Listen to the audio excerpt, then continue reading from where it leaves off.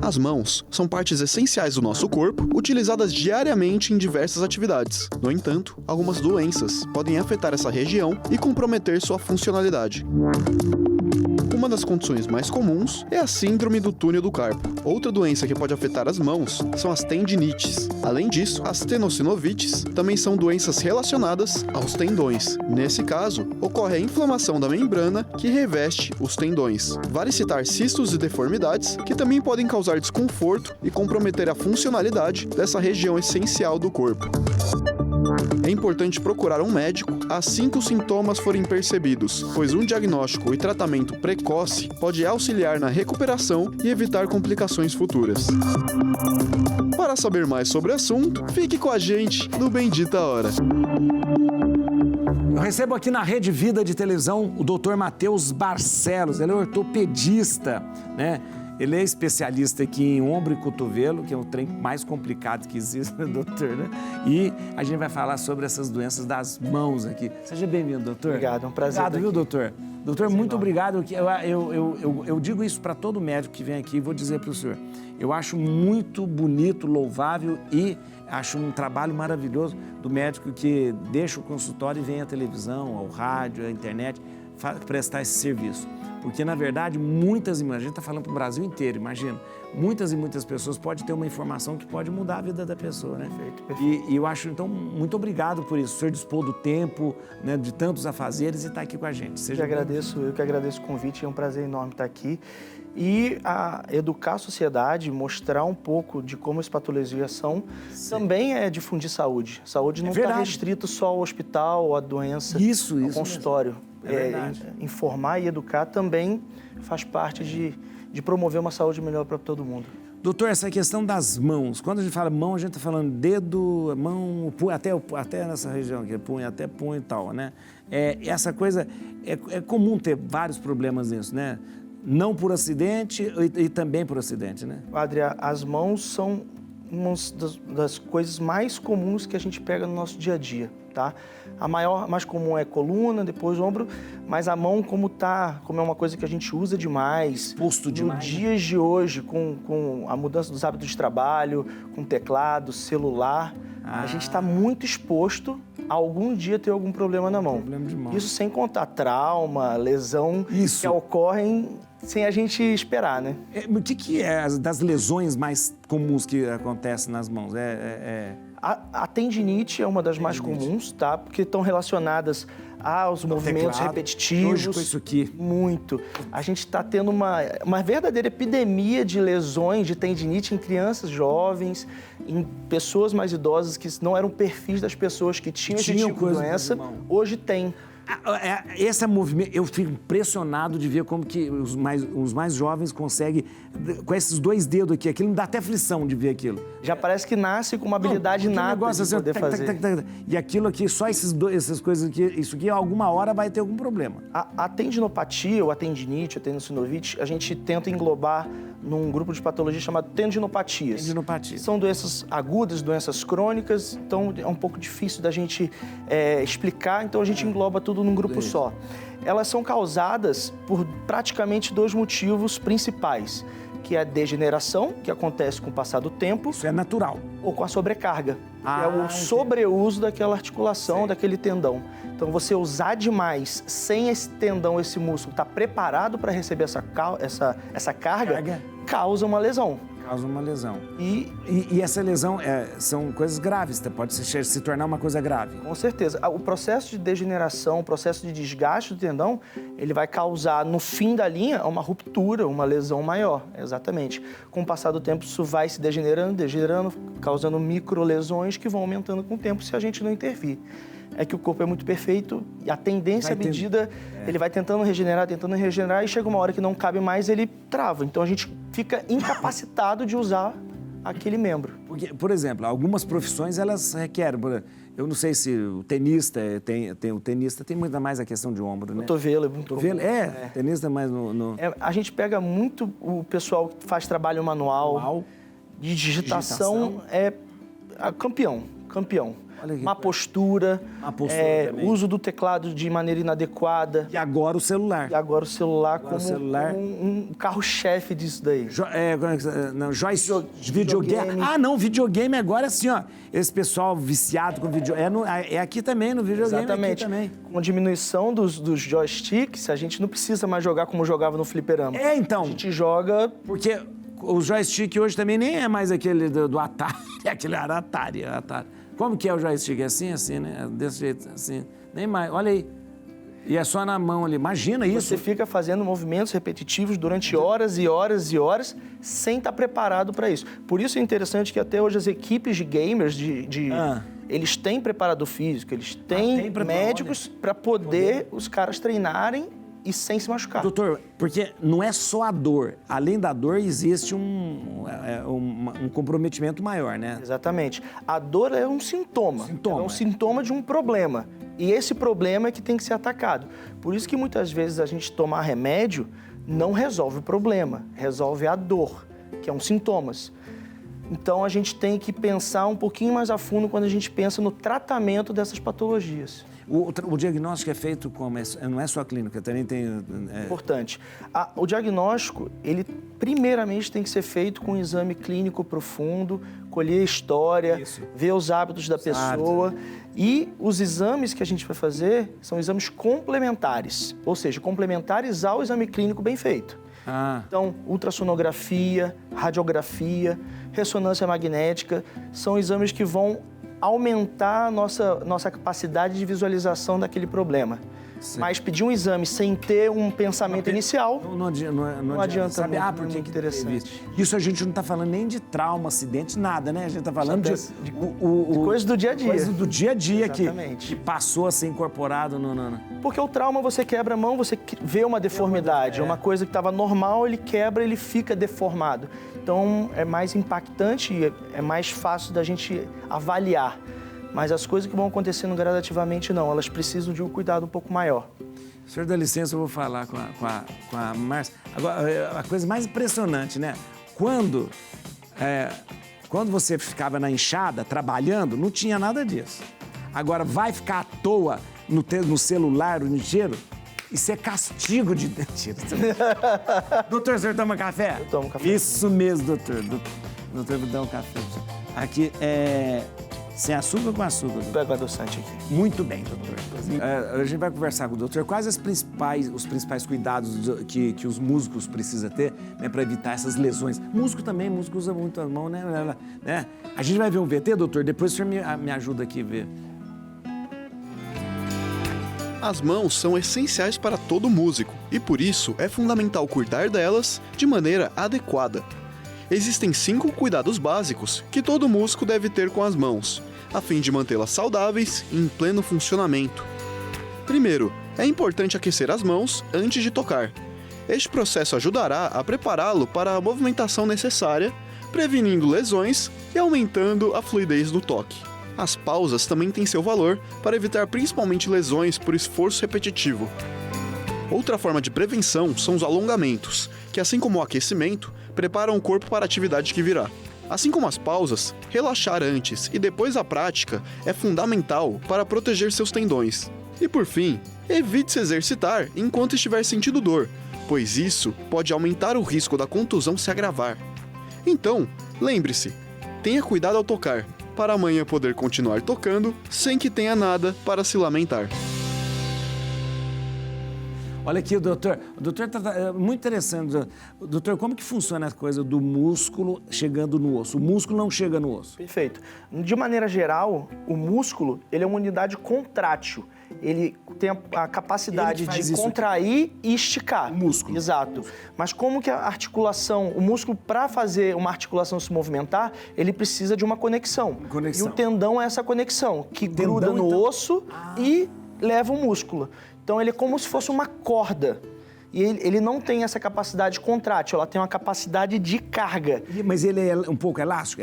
Ele tem uma capacidade elástica, mas ele é mais basicamente um tecido de conexão que vai fazer a puxar como se fosse uma roldana para puxar alguma outra coisa. Então, isso é que está pregado no osso. Isso que está grudado no osso, exatamente. Nossa, de pregado mesmo. E pode acontecer de romper ali do osso. Totalmente. Geralmente as lesões nos tendões, se não são traumáticas, elas são por avulsão, eles são por soltar daquela interface osso-tendão ou músculo-tendão, que são as regiões mais fracas. Dá para colar de novo? A gente operando, a gente consegue botar isso no lugar. Geralmente o pessoal vai na questão da lesão do manguito, né? É o mais comum. É o mais comum, né? Que Exatamente. o pessoal que rompe essa... Ali também é o músculo que está prendendo... Perfeito. É o que eu mais faço na minha vida, é colocar esse tendão de volta no lugar. Doutor, você está falando uma coisa... Tá interessante. Eu tenho um problema de lesão, já falei para ele que lesão nesse tendão aqui. E sabe onde que me dói? Me dói aqui, ó, engraçado. É no músculo, né? Exatamente. Não, mas quando você chega aqui, você já chega numa parte do tendão, que é a epicondilite lateral. É uma dor no tendão que se irradia para o ventre muscular. Mas o problema é aqui, vem aqui? São duas coisas diferentes, independentes. Então eu tô com duas coisas, eu tô com uma coisa a mais, pelo amor de Deus. Pelo amor de Deus. O doutor, tem uma pergunta pro doutor, vamos. Trabalho como artesã e sofro com inflamações contínuas nas mãos. Serei obrigada a mudar de profissão por causa das dores? Precisa, de repente, da pessoa...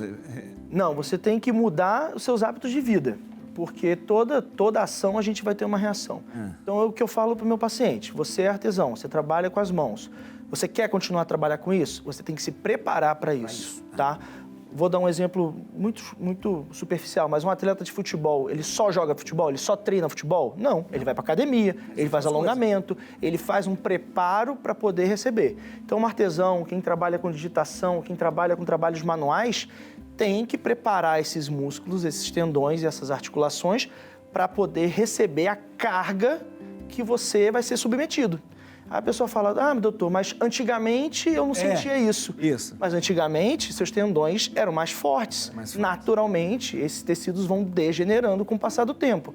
E se você não fizer alguma coisa para rebater isso, eles vão acabar sobrecarregando e ficando patológico. E essa história, antigamente não era, mas hoje é diferente. A carga, tem idade, tem tudo isso, né? É o que eu falo, você fica mais velho, mas sua carga de trabalho diminuiu? Não. Então é desproporcional. Não tem como ficar em equilíbrio. O doutor, porque no VT falou lesão por esforço repetitivo.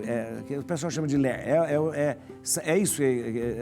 Ela provoca várias... Esse é um termo genérico que se relaciona a todas as atividades que você vai ficar fazendo aqueles mesmos movimentos por longos períodos. Tá. E aí, para evitar esse tipo de problema, é indicado você fazer alongamentos a cada 2, 3 horas de jornada de trabalho, você adequar seu ambiente de trabalho para um ambiente de trabalho confortável, a altura da tela, posicionamento do teclado, às vezes até algum mouse anatômico, em vez daquele mouse aquele assim. que é mais assim, é verdade. Que é mais vertical do que horizontal. Então, tem algumas coisas que a gente pode fazer para prevenir esse tipo de patologia. Gente, eu quero perguntar um monte de coisa, mas tem aqui, ó. Depois eu quero falar um negócio do túnel do carro. Mas a tendinite por uso excessivo de celular e computador pode ser um problema sério. O doutor acabou de falar, veja VT. A tendinite por uso excessivo de celulares e computadores é uma condição médica que pode ocorrer devido ao uso repetitivo e prolongado desses dispositivos. Ela é caracterizada pela inflamação dos tendões, que são as estruturas fibrosas que conectam os músculos aos ossos. A tendinite relacionada ao uso de dispositivos eletrônicos é frequentemente chamada de tendinite do polegar ou tendinite do dedo de texto. Isso ocorre porque muitas pessoas utilizam os polegares para digitar mensagens de textos ou realizar outras tarefas no celular, enquanto outras podem usar os dedos para usar o mouse e teclado do computador. Os principais sintomas incluem dor, inchaço, sensibilidade e rigidez nos tendões afetados. Esses sintomas podem se manifestar na região do polegar, punho, antebraço ou mesmo no pescoço e também ombros, devido à má postura durante o uso dos dispositivos. Mas como fazemos para tratar esta condição? Qual especialista buscar? O caso pode ser cirúrgico. Esclareça essas dúvidas e outras agora. Muito bem, olha que interessante. A gente tinha falado sobre essa questão desses esforços, eu queria perguntar para o senhor, tem diferença de tendinite, o senhor tinha falado tenossinovite, tem diferença? Elas são termos parecidos. A diferença de tendinite e tenossinovite é porque alguns tendões, eles passam dentro de bainhas sinoviais, como se fossem uns túneis. Tá. E aí, quando esses túneis estão inflamados junto com os tendões, a gente fala que é uma tenossinovite. Quando entendi. o tendão não tem essa bainha sinovial, ela faz uma tendinite. Agora, por que essas coisas ligadas a tendão e mão é tão dolorosa, dói tanto? É por conta do uso da nossa mão, tá? É porque a gente não tem como parar, né, mano? Exato. Tudo que a gente faz no nosso dia a dia vai depender disso. E às vezes o paciente tem até uma dor noturna por má postura na hora de dormir. Isso acontece muito, principalmente na síndrome do túnel do carpo. No túnel do carpo, É, à que noite. a pessoa dorme com a mão. Dorme com a mão numa posição que não é favorável e faz. O que é a síndrome do túnel do carpo? Boa. A síndrome do túnel do carpo A gente tem um VT, mas eu quero ver aqui. é uma patologia compressiva. O que acontece? O nervo, que é a estrutura que transmite o sinal elétrico para os músculos, para os tendões, para tudo, que dá a sensação de dor, ele passa dentro de um túnel e esse túnel comprime as estruturas que estão lá dentro. Tá. Comprime. Então, uma síndrome compressiva. O nervo está ali, ele está sendo enforcado literalmente. Então, aí começa a não passar mais informação. Começa a passar informação errada, começa a ter alteração na transmissão desse sinal. Por isso que às vezes a pessoa fica meio com aquele dedo em gatilho. É outra coisa. Isso é uma tenossinovite. Isso é uma... Então, peraí, isso agora mesmo eu vou perguntar também. Isso, mas a síndrome do carpo, porque ela dói. Ela dói muito, ela pode dar alteração de sensibilidade, ela pode dar perda de força, ela pode inclusive atrofiar os músculos que não estão recebendo o sinal elétrico. Ô, louco! Vamos ter uma sobre a cirurgia, síndrome do carpo. Veja só, quando fazer a cirurgia, vamos ver. A síndrome do túnel do carpo é uma condição médica que causa dor e desconforto na região do punho e também na mão. Essa condição ocorre quando o nervo mediano que passa pelo túnel do carpo no punho fica comprimido, causando dor, dormência, formigamento e fraqueza na mão afetada. A indicação da cirurgia é quando o tratamento medicamentoso, o uso de imobilizadores e fisioterapia não promovem melhora dos sintomas, ou quando a compreensão do nervo é grande e impede o paciente de exercer suas atividades diárias. A cirurgia para esta síndrome é realizada para liberar o nervo que está sendo pressionado na região do punho. Deste modo, o objetivo é o alívio dos sintomas de dor e também formigamento. Este procedimento deve ser realizado por um ortopedista e é simples, podendo ser feita com anestesia local ou geral. Interessante, o doutor já tinha falado. Tem uma pergunta da Karina aqui. Quais os principais cuidados pós-cirúrgicos dessa? Perfeito. O tratamento do túnel do carpo, ele pode ser feito de maneira aberta, com um cortezinho bem pequenininho, mas ele também pode ser feito de forma endoscópica, ou seja, com um cortezinho menor ainda. Com um vídeo, a gente vai e consegue liberar esse ligamento que está enforcando as estruturas. É ali no túnel, né? Exatamente. Então, o cuidado é a imobilização pós-operatória, para você não ter uma movimentação grande, mas, no geral, a recuperação e os cuidados são bem tranquilos. Cuidados com a pele, com um ponto, para não haver descência de sutura, e cuidado para não infectar, não ter outro problema inerente do cuidado pós-operatório. Doutor, e cisto nas mãos é comum acontecer? É extremamente comum. O cisto que a gente está falando por dentro. Isso. Né? O cisto é uma tumoração benigna. É uma bolinha de líquido. Vem dessa sinóvia, lembra da tenossinovite? Ela faz uma invaginação e acumula um pouquinho de líquido em alguma região. No punho, pode acontecer em qualquer lugar. Elas são patologias benignas. A maioria das vezes a gente nem sabe que tem. Mas quando ela cresce demais, ela fica aparente e pode comprimir as estruturas ao redor. Porque a mão, ela é muito rasinha, não tem nada, quase nada. E ela tem várias articulações, porque são muitos ossos condensados num lugar só. Na mão, né? Então, o cisto, né? Pela densidade do líquido mesmo. É muito duro, tem consistência sólida mesmo. É melhor operar? O cisto é bom? Depende. Depende. A gente só vai ter indicação cirúrgica quando isso falhar no tratamento conservador, tá? E quando aquilo for um problema às estruturas ao redor. Ou seja, doutor, meu cisto inflama o tempo todo. Eu não consigo dobrar o punho porque ele dói. Ou então eu sinto que meus tendões estão meio presos por conta do cisto. Aí a gente opera. A gente pode aspirar ele também. Não Pode, necessariamente. né? Porque é uma bolinha de líquido, Exato. você pode aspirar. Mas ele tem um índice de recidiva alto, porque você não fecha o fluxo que está enchendo ele. enchendo aquela É como uma caixa d'água, que você tira a água, mas a água continua entrando. Interessante. Mas até ali mesmo... é líquido sinovial. É líquido sinovial, então ele tem uma consistência viscosa, viscoelástica. O líquido sinovial é aquele que lubrifica aquelas... Lubrifica, exatamente. Articulações, aquelas... E as sinóvias também, as tenossinovites são líquidos inflamados dos tendões. Então irriga tanto a cartilagem quanto os tendões. Na mão da gente, a gente tem aqui esses ossinhos pequenininhos aqui, e aqui em cima cheio de... Aqui, um monte de ossinho também. Aqui é um amaranhado de pequenos músculos, muitos ligamentos, porque como são pequenos ossos, a gente tem que manter eles no lugar. É verdade. Tem que ter muito ligamento, é verdade. Então, o ligamento você vai ligando um no outro sem parar e muitos tendões. Só na parte de baixo, pra gente fletir os dedos e o punho, são 10 tendões. 10 tendões? 10 tendões, porque tem um pra cada dedo, um pra parte proximal, um pra parte distal. distal. O tendão que tá segurando, agora que você prende isso. Exatamente. O tendão que tá segurando o osso ali. Exato. E tem as polias, como você falou do dedo em gatilho. Isso, as polias são como roldanas que fazem o tendão ficar preso no osso. Porque se você não tiver a polia, você ia dobrar o dedo, ele ia fazer um efeito cordoar, ele ia fazer uma corda. Então as polias são para prender isso no osso, para você fazer exatamente uma polia. Uma polia. Quando essa polia, ela inflama, ele trava o tendão no dedo. Aí a gente faz um gatilho, literalmente. Mesmo. Faz um tac, tac. Que coisa louca. Aqui é o que eu ia perguntar, meu Deus do céu? Quando as mãos começam, geralmente a gente vê que as mãos começam a ficar deformadas. Perfeito. As deformidades, elas vão acontecer de duas maneiras principais. Naturalmente, pela idade, o desgaste articular vai causando essa deformidade, mas patologicamente a gente tem artrite reumatoide como principal fator de deformidades em pacientes, inclusive jovens. Eles vão tendo nódulos que vão aparecendo e vão alterar o eixo da mão, o eixo do punho, e isso causa muita dor, causa muita incapacidade. Vai tudo ficando... Na verdade, quem tem artrite reumatoide, o corpo todo ele vai definhando. Não é só... A mão é muito característica, porque fica uma mão em ventania, que ele fica assim. É verdade, é verdade. E o pior disso é a incapacidade que isso causa.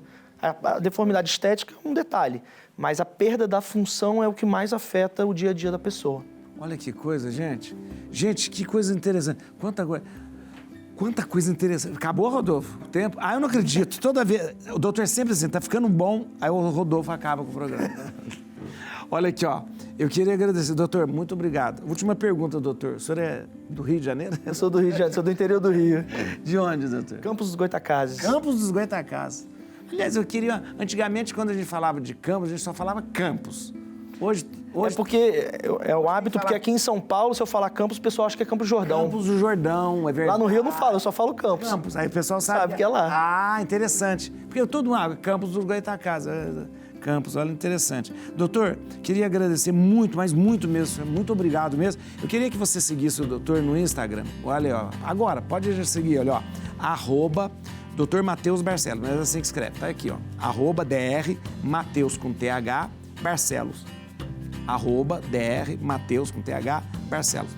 Esse telefone pode dar ou não? Pode sim, pode dar lá da clínica do Instituto. Da clínica, esse é o telefone do Instituto. 0 operadora 11 9 33 90 70 80. 9 33 90 70 80. Tá certo? E segue o doutor aí, que é muito bom. Olha, doutor, que facilidade de explicar as coisas que o senhor tem, pelo amor de Deus. Obrigado, Padre, obrigado. Eu fico à disposição sempre que precisar. Vai ser um prazer estar aqui com vocês. Sim, nós vamos precisar. Viu? Obrigado, doutor. A gente vai encerrar o programa hoje com um clipe Pra Melhorar, né, com a Marisa Monte, né, Flor e o seu Jorge. Obrigado a vocês que ficaram com a gente. Amanhã, meio-dia, encontro com você. Deus abençoe. Boa tarde.